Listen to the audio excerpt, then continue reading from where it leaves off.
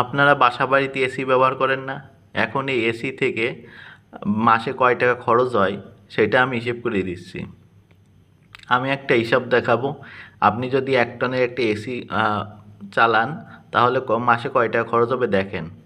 সাধারণত ১ টনের এসির পাওয়ার ১২০০ থেকে ১৪০০ ওয়াটের ভিতর হয় নন ইনভার্টার এসির ক্ষেত্রে।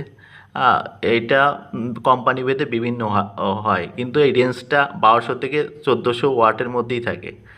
এখন ধরেন আপনার একটা নন ইনভার্টারের ১ টনের এসি আছে, যেটার টন হলো ১২০০ ওয়াট।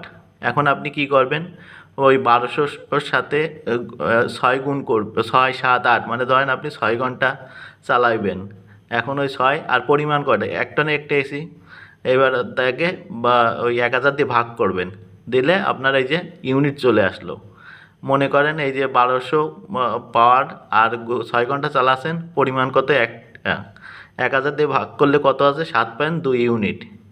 প্রতিদিন আপনি একটা ১ টনের এসি চালাইলে ৬ ঘন্টা করে, তাহলে আপনার ইউনিট খরচ হচ্ছে কত, ৭.২ ইউনিট। এখন মাসে কত হচ্ছে, ২১৬ ইউনিট। এটা ৩০ দিন, মাস গেলে ৩০ দিয়ে গুণ করবেন, আর যদি ৩১ যায় ৩১ দিয়ে গুণ করবেন।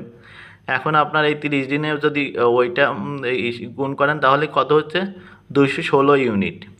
এখন ওই ২০০ আর মনে করেন যে আপনার প্রতি ইউনিট বিদ্যুৎ বিলের দাম ৬০ টাকা, তাহলে ওই ইউনিটে এই যে ২১৬-রে ৭ দিয়ে গুণ করলে কত হচ্ছে, ১৫১২ টাকা। তাহলে আপনি যদি ১ টনের একটা নন ইনভার্টার এসি যদি প্রতিদিন ৬ ঘন্টা চালান, তাহলে আপনার মাসে খরচ হচ্ছে কত, ১৫১২ টাকা।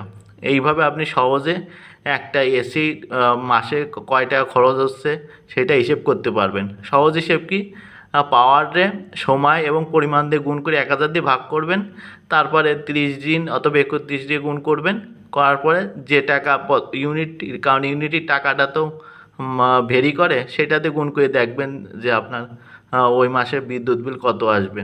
ভালো থাকেন সবাই, সুস্থ থাকেন।